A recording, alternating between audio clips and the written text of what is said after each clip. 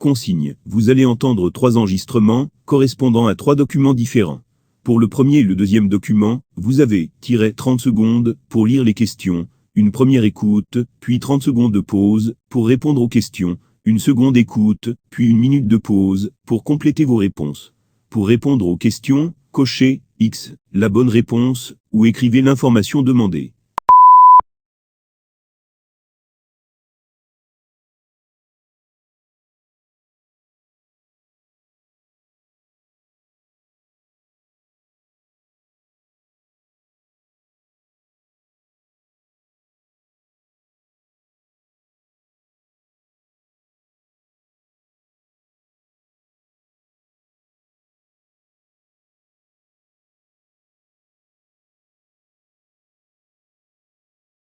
Bonjour maman.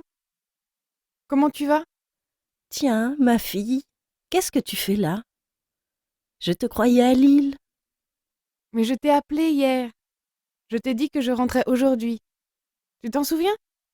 Oh, tu sais, en ce moment je sais plus trop où j'en suis. Tiens, hier, Marie est passée. Elle devait m'emmener faire les courses et j'avais complètement oublié. C'est incroyable. Je ne comprends pas ce qui m'arrive.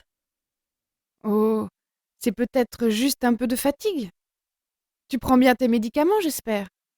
Mais oui, mais c'est pas ça. Je ne me sens pas si mal. Il faut simplement que j'écrive tout, sinon j'oublie. Tu sais, je devais préparer un gâteau pour l'anniversaire de Philippe.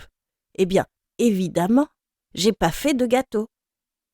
Mais en plus, j'avais complètement oublié qu'on fêtait son anniversaire samedi dernier. C'est lui qui m'a appelé. Ils avaient commencé à manger et commencé à s'inquiéter de ne pas me voir. Finalement, il est passé me chercher. J'avais vraiment l'air bête. T'inquiète pas. Avec tout ce que tu as en tête en ce moment, c'est normal que tu sois un peu perdu. Avec le temps, ça va s'arranger. Prends patience et surtout, ne te fais pas de soucis. Oui, peut-être. Mais tu sais, je ne suis plus toute jeune. Je vais bientôt avoir 75 ans. Ça commence à faire. Peut-être que je perds vraiment la mémoire. Tu te rends compte, si je ne peux plus rester seule, comment tu vas faire? Ne t'inquiète pas, je suis là. Je m'occuperai de toi. Et puis, on n'en est pas là. Peut-être que ça te ferait du bien de partir un peu. Tu ne veux pas venir avec nous une petite semaine? Ça te changerait les idées. Oh non, je suis bien chez moi. J'ai mes habitudes.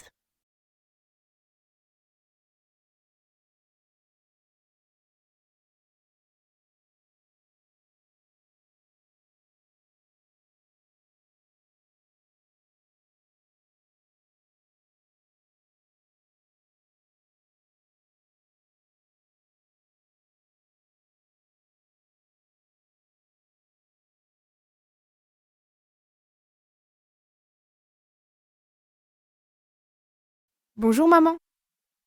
Comment tu vas? Tiens, ma fille, qu'est-ce que tu fais là? Je te croyais à Lille. Mais je t'ai appelé hier. Je t'ai dit que je rentrais aujourd'hui. Tu t'en souviens? Oh, tu sais, en ce moment je sais plus trop où j'en suis. Tiens, hier, Marie est passée. Elle devait m'emmener faire les courses et j'avais complètement oublié. C'est incroyable. Je ne comprends pas ce qui m'arrive. Oh, c'est peut-être juste un peu de fatigue. Tu prends bien tes médicaments, j'espère. Mais oui, mais c'est pas ça. Je ne me sens pas si mal. Il faut simplement que j'écrive tout, sinon j'oublie. Tu sais, je devais préparer un gâteau pour l'anniversaire de Philippe. Eh bien, évidemment, j'ai pas fait de gâteau. Mais en plus, j'avais complètement oublié qu'on fêtait son anniversaire samedi dernier. C'est lui qui m'a appelé. Ils avaient commencé à manger et commencé à s'inquiéter de ne pas me voir. Finalement, il est passé me chercher. J'avais vraiment l'air bête. T'inquiète pas. Avec tout ce que tu as en tête en ce moment, c'est normal que tu sois un peu perdu. Avec le temps, ça va s'arranger. Prends patience et surtout, ne te fais pas de soucis. Oui, peut-être. Mais tu sais, je ne suis plus toute jeune. Je vais bientôt avoir 75 ans. Ça commence à faire. Peut-être que je perds vraiment la mémoire.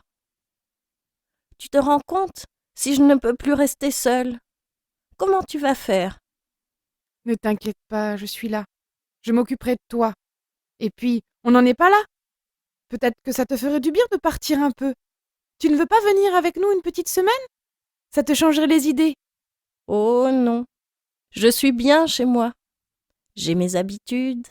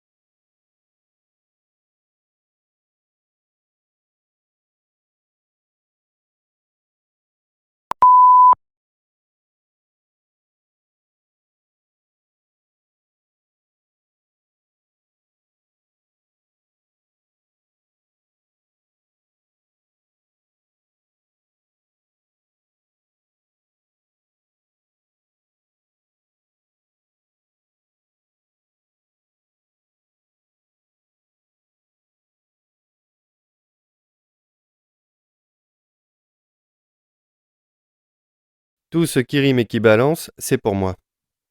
J'ai dans la tête une quantité incroyable de poèmes et de chansons. Je peux vous chanter par exemple tout le répertoire de Tino Rossi. Souvent, cela me gêne pour écrire, car j'ai sans arrêt une impression de déjà-vu. Cela empêche même parfois mon intelligence de fonctionner. La mémoire, c'est un sac, et la mienne est pleine de choses inutiles qui m'encombrent l'esprit. Je me souviens par exemple des numéros de téléphone de toute ma famille en 1940.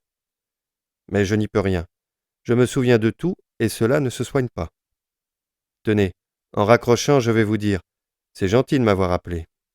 Et cela me rappelle déjà un texte de Colette. Jean Leblanc, 54 ans, ouvrier.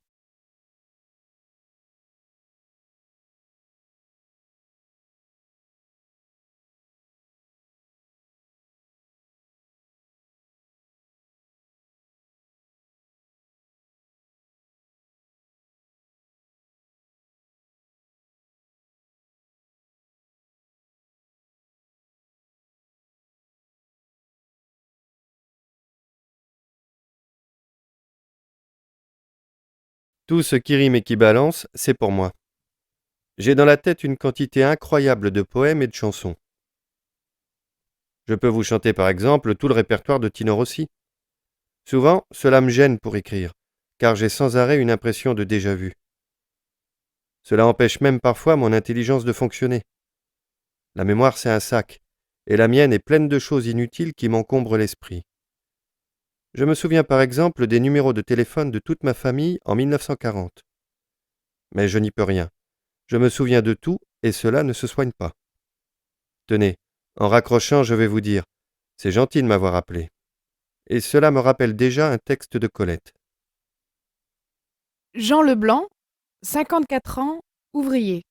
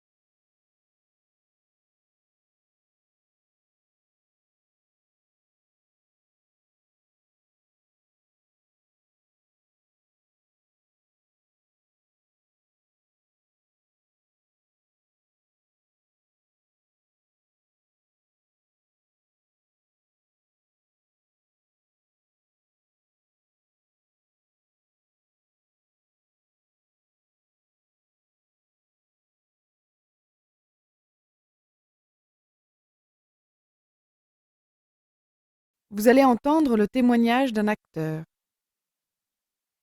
Je suis seul sur scène, sans objet. J'interprète des centaines de personnages pendant 3 heures. Il y a, bien sûr, un travail d'imprégnation du texte, pour que les mots ne bougent plus. Lors de la représentation, ma mémoire du texte se réveille, se chauffe, grâce à la mémoire de mon corps. Je m'appuie sur les déplacements. Si je mets le pied à gauche, à droite, si je m'assieds, si je tourne autour de ma chaise, certains pans de texte ressurgissent. Proust a très bien décrit cela.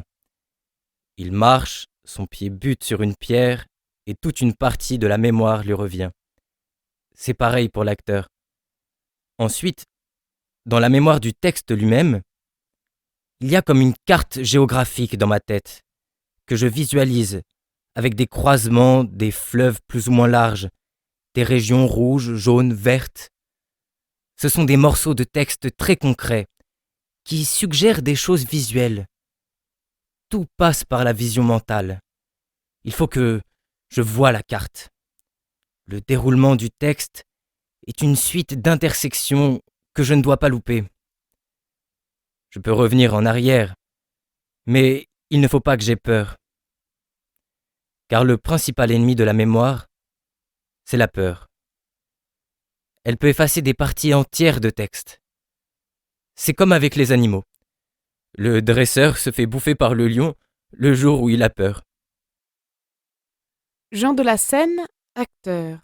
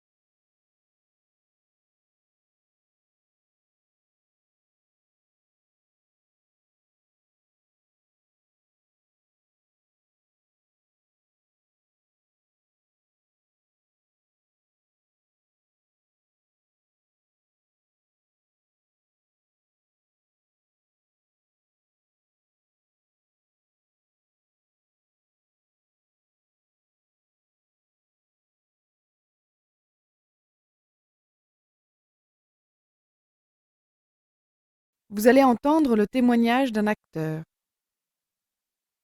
Je suis seul sur scène, sans objet.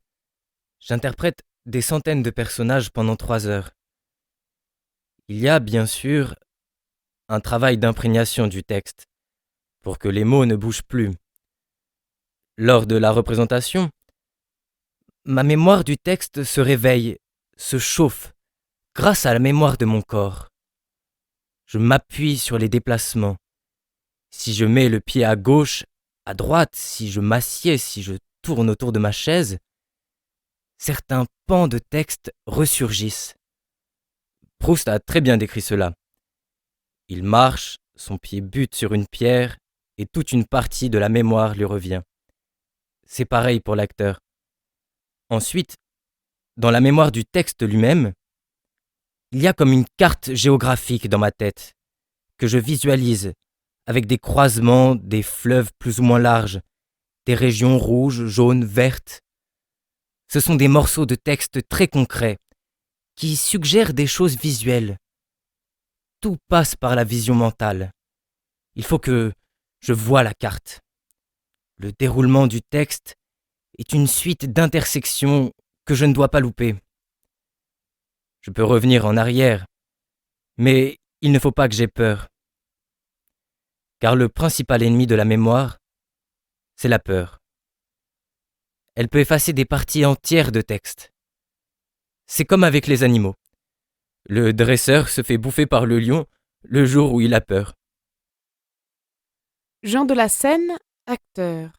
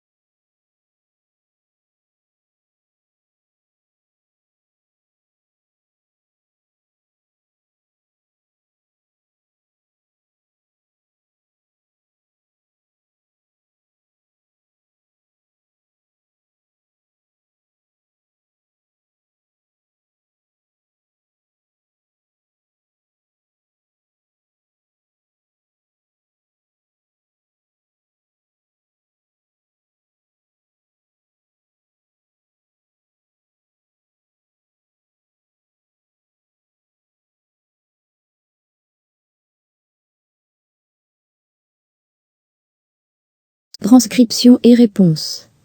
Bonjour maman. Comment tu vas? Tiens, ma fille, qu'est-ce que tu fais là? Je te croyais à Lille. Mais je t'ai appelé hier. Je t'ai dit que je rentrais aujourd'hui. Tu t'en souviens? Oh, tu sais, en ce moment, je sais plus trop où j'en suis. Tiens, hier, Marie est passée. Elle devait m'emmener faire les courses et j'avais complètement oublié. C'est incroyable. Je ne comprends pas ce qui m'arrive. Oh, c'est peut-être juste un peu de fatigue. Tu prends bien tes médicaments, j'espère. Mais oui, mais c'est pas ça. Je ne me sens pas si mal. Il faut simplement que j'écrive tout, sinon j'oublie. Tu sais, je devais préparer un gâteau pour l'anniversaire de Philippe. Eh bien, évidemment, j'ai pas fait de gâteau. Mais en plus, j'avais complètement oublié qu'on fêtait son anniversaire samedi dernier. C'est lui qui m'a appelé. Ils avaient commencé à manger et commencé à s'inquiéter de ne pas me voir. Finalement, il est passé me chercher. J'avais vraiment l'air bête. T'inquiète pas. Avec tout ce que tu as en tête en ce moment, c'est normal que tu sois un peu perdu. Avec le temps, ça va s'arranger. Prends patience et surtout, ne te fais pas de soucis. Oui, peut-être. Mais tu sais, je ne suis plus toute jeune. Je vais bientôt avoir 75 ans. Ça commence à faire. Peut-être que je perds vraiment la mémoire. Tu te rends compte, si je ne peux plus rester seule, comment tu vas faire? Ne t'inquiète pas, je suis là. Je m'occuperai de toi. Et puis, on n'en est pas là. Peut-être que ça te ferait du bien de partir un peu. Tu ne veux pas venir avec nous une petite semaine? Ça te changerait les idées. Oh non, je suis bien chez moi. J'ai mes habitudes. Tout ce qui rime et qui balance, c'est pour moi. J'ai dans la tête une quantité incroyable de poèmes et de chansons. Je peux vous chanter par exemple tout le répertoire de Tino Rossi. Souvent, cela me gêne pour écrire, car j'ai sans arrêt une impression de déjà-vu. Cela empêche même parfois mon intelligence de fonctionner. La mémoire, c'est un sac, et la mienne est pleine de choses inutiles qui m'encombrent l'esprit. Je me souviens par exemple des numéros de téléphone de toute ma famille en 1940. Mais je n'y peux rien. Je me souviens de tout, et cela ne se soigne pas. Tenez, en raccrochant, je vais vous dire, c'est gentil de m'avoir appelé. Et cela me rappelle déjà un texte de Colette. Jean Leblanc, 54 ans, ouvrier. Vous allez entendre le témoignage d'un acteur. Je suis seul sur scène, sans objet. J'interprète des centaines de personnages pendant 3 heures. Il y a, bien sûr, un travail d'imprégnation du texte, pour que les mots ne bougent plus. Lors de la représentation, ma mémoire du texte se réveille, se chauffe, grâce à la mémoire de mon corps. Je m'appuie sur les déplacements. Si je mets le pied à gauche, à droite, si je m'assieds, si je tourne autour de ma chaise, certains pans de texte ressurgissent. Proust a très bien décrit cela. Il marche, son pied bute sur une pierre, et toute une partie de la mémoire lui revient. C'est pareil pour l'acteur. Ensuite, dans la mémoire du texte lui-même, il y a comme une carte géographique dans ma tête, que je visualise, avec des croisements, des fleuves plus ou moins larges, des régions rouges, jaunes, vertes. Ce sont des morceaux de texte très concrets, qui suggèrent des choses visuelles. Tout passe par la vision mentale. Il faut que je voie la carte. Le déroulement du texte est une suite d'intersections que je ne dois pas louper. Je peux revenir en arrière, mais il ne faut pas que j'aie peur. Car le principal ennemi de la mémoire, c'est la peur. Elle peut effacer des parties entières de texte. C'est comme avec les animaux. Le dresseur se fait bouffer par le lion le jour où il a peur. Jean de la Seine, acteur.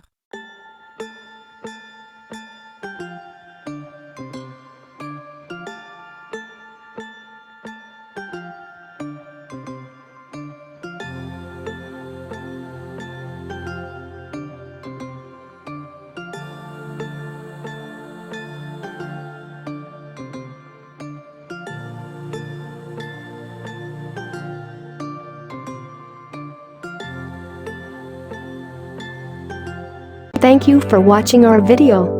Like and subscribe our channel for more amazing videos. Also don't forget to share it with your friends. Contact French NU to learn French language.